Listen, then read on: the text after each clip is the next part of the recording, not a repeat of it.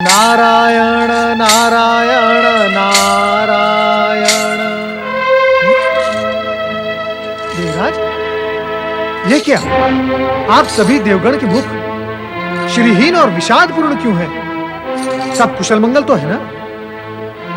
देवर्षि, कुशल मंगल हो तो चेहरे श्रीपूर्ण और हर्षयुक्त लगते हैं, किंतु हमारी समस्या और निराशा का तो कोई अंत ही दिखाई नहीं देता।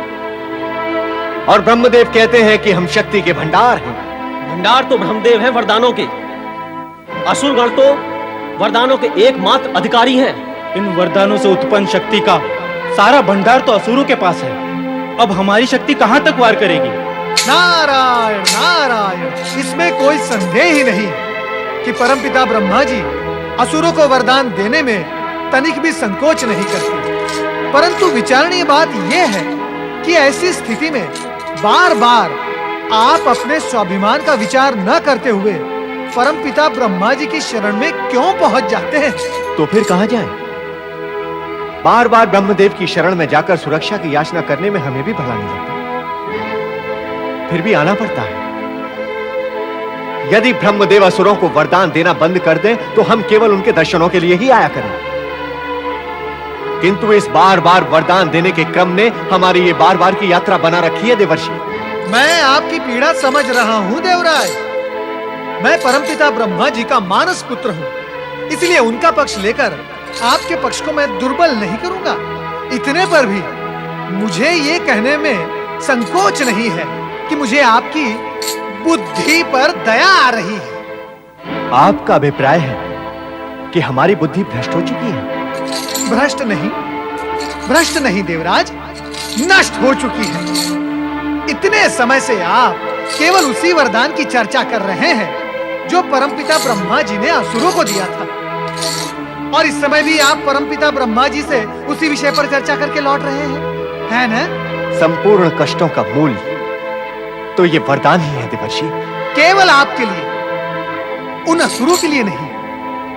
बुद्धि को आने जाने के लिए मार्ग दें देवराज, मार्ग दें। आप केवल लकीर पीट रहे हैं। सर्प के चले जाने के पश्चात देवराज वरदान दिया जा चुका है। अब उस पर तर्क वितर्क करके, समय नष्ट करके कोई लाभ नहीं होने वाला। नारायण नारायण। तो आप वो मार्ग बताएं देव ऋषि जिससे लाभ हो। स्पष्ट है देवराज, अत्यंत स्पष्ट है।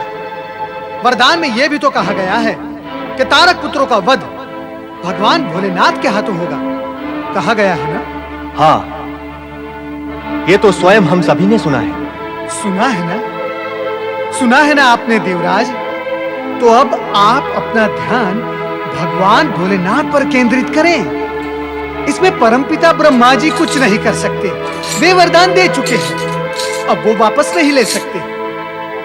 परंतु भगवान भोलेनाथ इन सभी झंझटों से मुक्त हैं। उनके पास मुक्ति का मार्ग है। आप उनके पास जाइए और उन्हें असुरों का वध करने के लिए प्रेरित कीजिए। नारायण नारायण। अरे, इस पर तो हमने विचार ही नहीं किया। विकार हटे, मार्ग दे, तो विचार आगे आएगा ना देवराज। ये भय बड़ा भयंकर विकार है।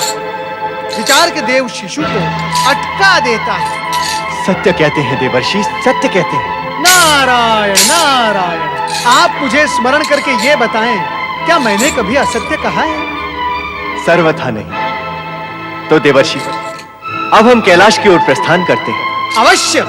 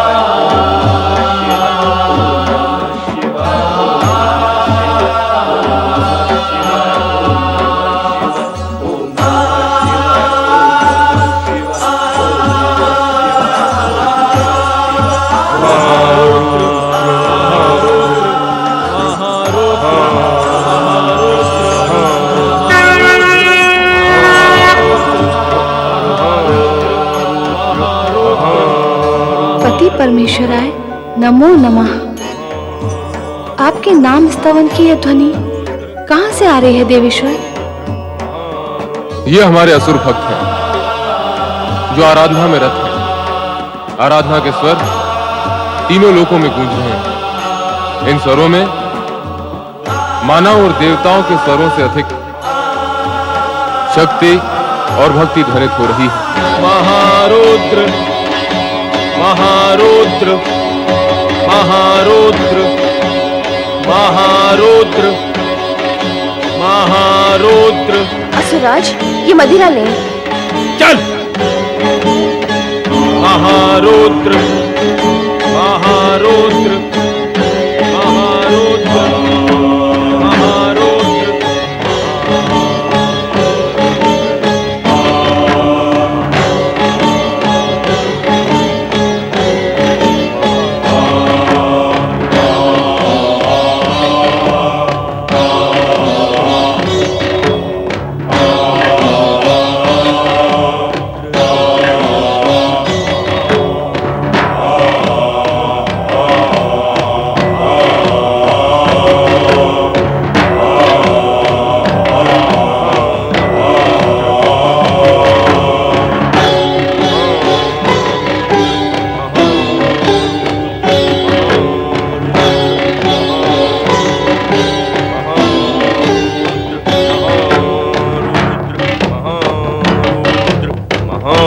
स्वामी तो भगवान शिव की भक्ति में लीन है।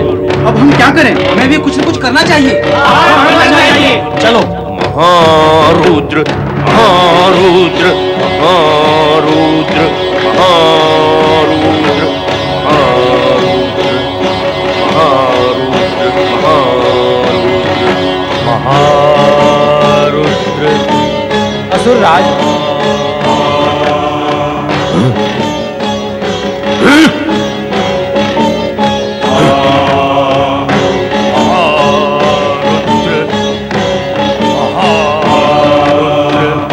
देवऋषि ने हमें उचित मार्ग बताया।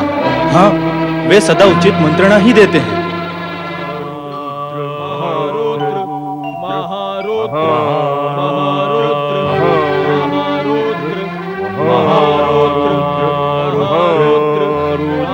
ये शिव नाम मंत्र की गूंज सुन रहे हैं देवराज? हाँ, सुन रहा हूं। तारक पुत्रों की शिव भक्ति बढ़ती ही जा रही है। क्या इस समय हमारा कैलाश पर जाना उचित होगा? इसमें अनुचित ही क्या है? इस समय भगवान शिव असुर भक्तों की गूंज से प्रभावित होंगे। हम उनके भक्तों के विरुद्ध अपना अभिप्राय प्रकट करेंगे तो क्या वे क्रुद्ध नहीं होंगे? तारक पुत्र भक्तिवश नहीं, स्वार्थवश जप कर रहे हैं। देवर्षि के परामर्श के अनुसार भगवान शिव की शरण में जाने के अतिरिक्त अन्य कोई उपाय नहीं है हमारे पास। आओ चले। ओम नमः शिवाय ओम नमः शिवाय ओम नमः शिवाय ओम नमः शिवाय ओम नमः शिवाय ओम नमः शिवाय ओम नमः शिवाय ओम नमः शिवाय ओम नमः शिवाय ओम नमः शिवाय ओम नमः शिवाय ओम नमः शिवाय ओम नमः शिवाय ओम नमः। माता पार्वती को देवराज का नमन। जय शिव शंकर, जय शिव शंकर। हर हर महादेव, हर हर महादेव, हर हर महादेव, हर हर महादेव, हर हर महादेव। हर हर महादेव। कहो देवराज, कैसे आना हुआ?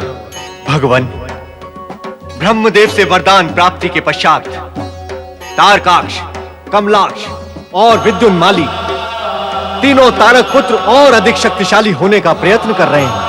तो उस वरदान के अंतिम अंश के अनुसार उनका वध आप ही के द्वारा होगा। तो बस यही निवेदन करने आए थे देवेश्वर कि यदि शीघ्र ही उनके वध का कुछ उपाय कर दें तो। देवराजेंद्र, उन तीनों का वध कब और किन परिस्थितियों में होगा, ये एक भिन्न विषय है। वर्तमान में वे तीनों हमारे भक्त हैं और अपने भक्त के विरुद्ध अथवा अहित में सुनना मुझे सहन नहीं होगा। असुरों से भयभीत रहना तथा उनके विनाश के उपाय सोचते रहना आपका स्वभाव बन गया है। परंतु देवेश्वर, ये सब अकारण तो नहीं है। एक की दुष्टता दूसरे को दुष्ट बनाने में कारण कैसे बन सकती है?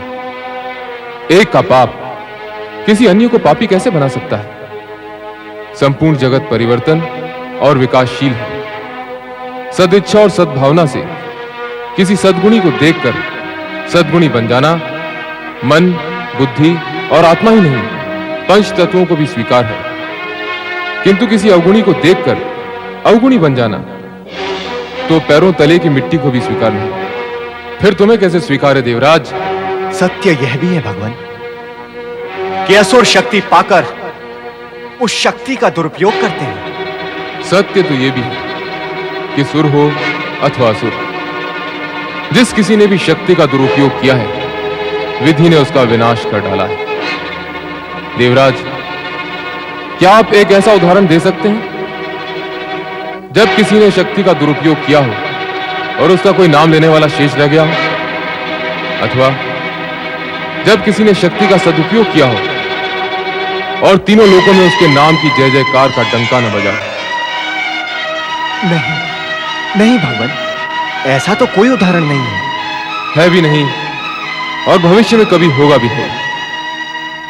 जगत के प्राणी भले ही दुष्ट की दुष्टता को विवशतावश अथवा कर्म फल के कारण सहन कर लें,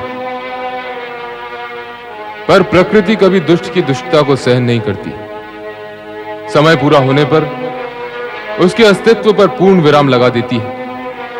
इसलिए देवराज, समय की प्रतीक्षा करो। असुर भक्ति में लगकर सदाचरण के मार्ग पर बढ़ रहे हैं। ऐसे में प्रकृति का कोई भी नियम उनके मार्ग में बाधक नहीं बन सकता और भविष्य में ऐसी नीति विरुद्ध याचना लेकर कैलाश पर न आए। देवराज अभी तक नहीं लौटे। वे ब्रह्मलोक गए हैं। आप चिंता न करें देवी, देवराज देवगण के साथ अभी आते ही होंगे। चिंता का कारण तो है ही, ब्रह्मा जी ने तारका पुत्र को वरदान देकर और भी शक्तिशाली बना दिया है। और उन्होंने तो शिव के हाथों मरने का भी वरदान दिया था। इससे पूर्व ब्रह्मा जी ने उनके पिता तारकासुर को शिव पुत्र के हाथों मरने का वरदान दिया था और फिर उसने स्वर्ग लोक पर अधिकार कर लिया था। संभवतः इसी चिंता के निवारण के लिए देवराज प्रयत्नशील हैं। परंतु देवी, कहीं ऐसा ना हो कि देवराज आ गए हैं।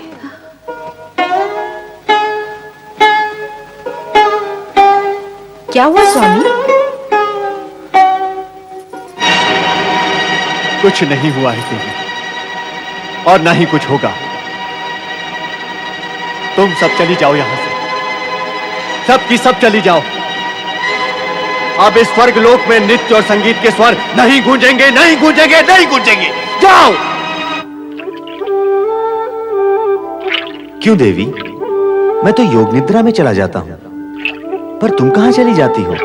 न जाने कहां कहां भ्रमण करती रहती हो। ना जाऊं तो क्या करूं? क्या यहाँ अकेली बैठी रहूं? अपनी सखियों से भी मिलने ना जाऊं? अवश्य जाओ देवी, हमने क्या कभी तुम्हें रोका है? चाहो तो अब भी जा सकती हो। क्यों? मुझे अपने से दूर करना चाहते हैं? मुझसे बात करने की इच्छा नहीं है आपकी, अथवा समय नहीं है? समय भी है और इच्छा भी। कहो, क्या बात करना चाहती हो? नारायण नारायण। श्री हरि विष्णु और माता लक्ष्मी नारद का प्रणाम स्वीकार करें। आओ नारद।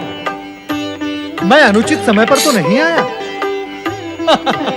मैं ये आप दोनों से इसलिए पूछ रहा हूं, आप दोनों मुझे वाद विवाद में व्यस्त दिखाई दे रहे हैं। वो कैसे जाना तुमने?